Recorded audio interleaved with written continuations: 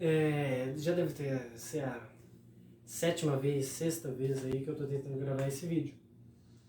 Mas já vamos partir para o assunto. É a tentativa de tentar esclarecer o que é a igreja, porque a maioria das pessoas não sabem, passam anos sem saber. Até pessoas estudiosas têm a concepção totalmente errada e perigosa sobre a igreja. Vamos lá. A igreja é o corpo místico de Cristo. A igreja é o corpo místico de Cristo. Agora vamos explicar. Resumidamente, é o corpo místico de Cristo. A igreja é uma comunidade de pessoas convocadas por Deus através do batismo. Unidos por uma mesma fé, o mesmo espírito, uma mesma doutrina e com uma só finalidade. Qual é a finalidade da igreja? Dar glória a Deus. Só isso. Qual é o espírito da igreja? O Espírito Santo. E a igreja tem a sua doutrina e a sua fé. Vamos lá. A igreja, ela é composta por 3 outras igrejas. Quais seriam elas? São 3 igrejas em uma só, que existe em 3 realidades diferentes. Primeiro é a igreja triunfante. A igreja triunfante. É onde nós queremos chegar. A igreja triunfante, os seus fiéis já foram salvos e agora vem Deus face a face. A igreja padecente é a igreja dos que já estão salvos. Os fiéis da igreja padecente já estão salvos, mas ainda estão com pecado. Então eles precisam se purificar, porque no céu não entra pecado. Se o céu é o céu, né? É o paraíso, então não tem pecado lá. Então aí a rapaziada na igreja padecente, eles ainda estão tentando se purificar e a gente pode orar para que eles consigam o mais rápido possível se purificar para verem Deus face a face. Tem gente que ainda está esperando muitos anos e dolorosamente, né? Esperando para que possam ver Deus face a face. Então é por isso que a gente tem que orar por eles. E por último nós temos a igreja militante, que é a igreja aqui da terra. Somos nós, que temos fiéis que são pecadores, alguns ainda não estão salvos, a maioria ainda não está salvo, eu também me incluo nisso. Quer dizer, eu não me incluo nem na igreja porque ainda não fui batizado, ainda não passo de um pagão, mas a igreja militante é essa, que ainda está lutando para a sua salvação. Bem, mas por que nós dizemos que a igreja é una, santa, católica, apostólica e romana? Bem, vamos agora explicar por que é una. Eu acho que eu já até expliquei, né? Porque é uma só fé, um só batismo. A igreja não possui divisões, né? Ela é uma só, porque o corpo de Deus é também só um, ele só tem uma cabeça. Ela é santa porque possui uma fundação santa, um Espírito Santo, e a mesma possui meios para se santificar, que são os sacramentos. Por que ela é católica? Porque católica vem da palavra do grego católicos, que significa universal. Porque antes, né, a salvação era restrita somente aos judeus.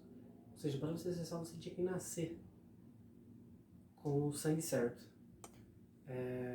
Então aí Jesus dá esse aspecto universal. Agora não abrange mais somente aos judeus. Os judeus eles ainda acreditam que, né, ainda o sangue deles ainda salvo, mas coitados. A igreja está aí e ela tem o seu aspecto universal. Vamos lá? Por que ela é apostólica? Por causa da sua sucessão. Inclusive eu irei colocar um link na descrição do vídeo com a sucessão apostólica completa. Né? Os apóstolos, eles deixaram sucessores. Passaram o seu poder para outras pessoas. Então, se você for pegar algum padre, bispos e voltando na linha sucessória ali, vai acabar chegando, você vai ver que vai começar em algum dos apóstolos, algum dos 12 apóstolos. Agora vamos lá, a respeito dos padres, né? E o seu papel na igreja? celebrar a missa. Por quê? Vamos lá, né? Tá lá a tua família, aí um vai lá e decide, vamos na igreja? Vamos. Mas para quê?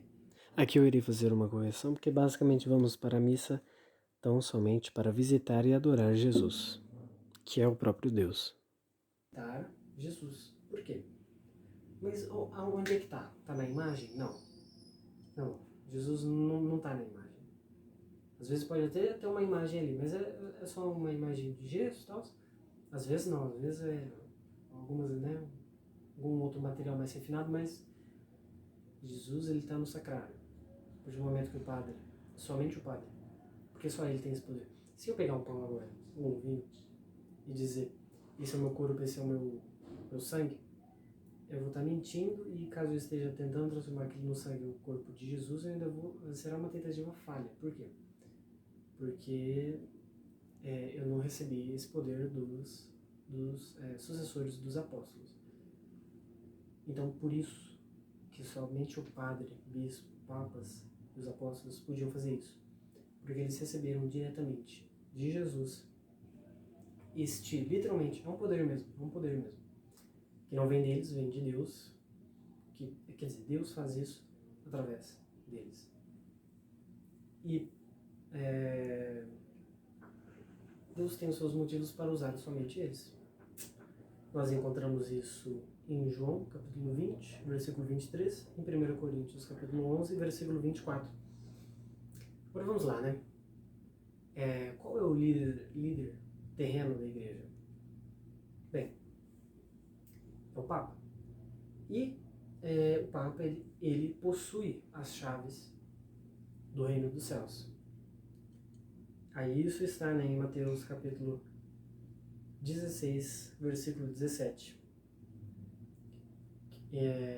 No momento em que Jesus fala para Pedro, tu és pedra e sobre esta pedra edificarei a minha igreja. Só que é bom lembrar que no português a gente usa substantivo tem sexo. Então aí não é tu és pedra, é tu és Pedro e sobre esta pedra edificarei a minha igreja. Ou seja, Jesus muda o nome de Simão para Pedro. Mas por quê? Vamos lá. Deus fez a mesma coisa com Abrão. Abrão, que significa o pai enaltecido.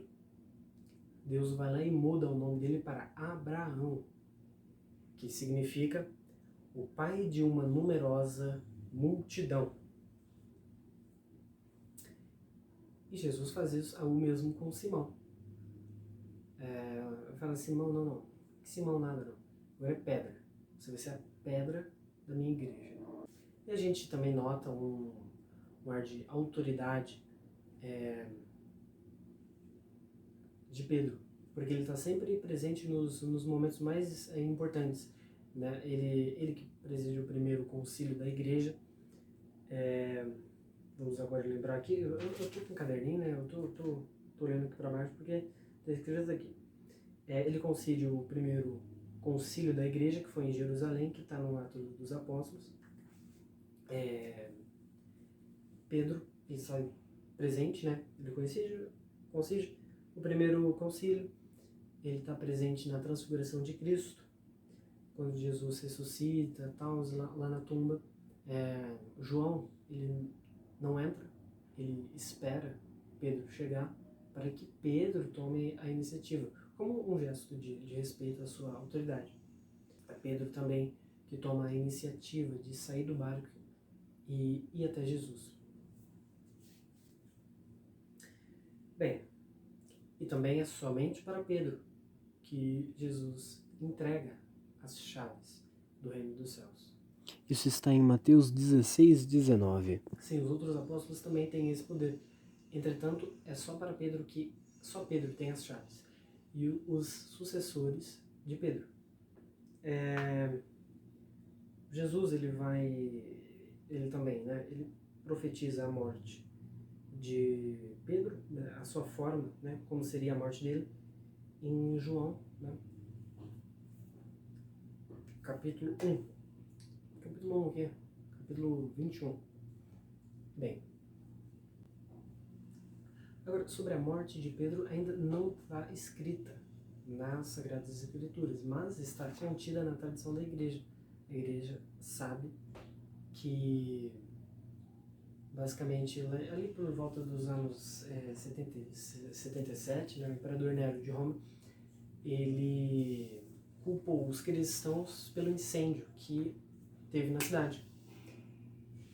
E aí Nero sabia que Pedro era o líder dos cristãos, então ele passa a perseguir. Então a rapaziada vai lá e cria uma forma de fuga para Pedro.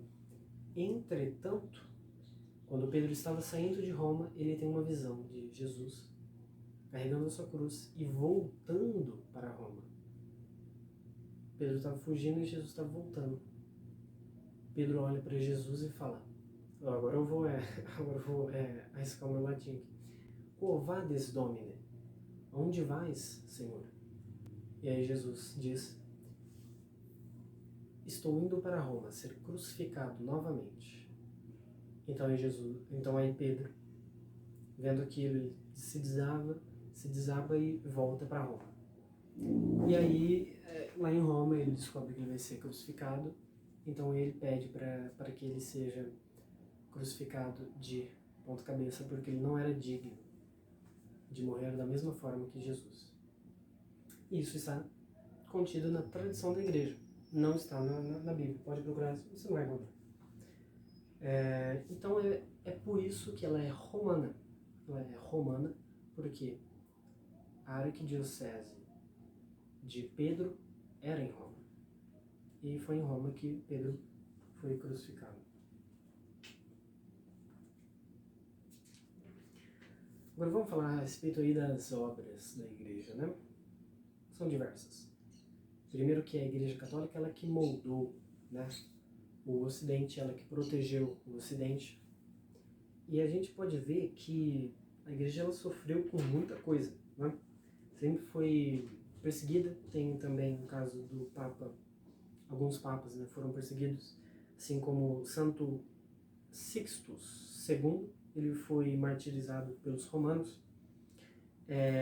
A igreja foi já perseguida pelos vândalos, pelos bárbaros que se converteram, pelo Islã. Ela já passou por várias heresias, sofreu com várias heresias como o protestantismo, muitos outros, o secularismo, o iluminismo.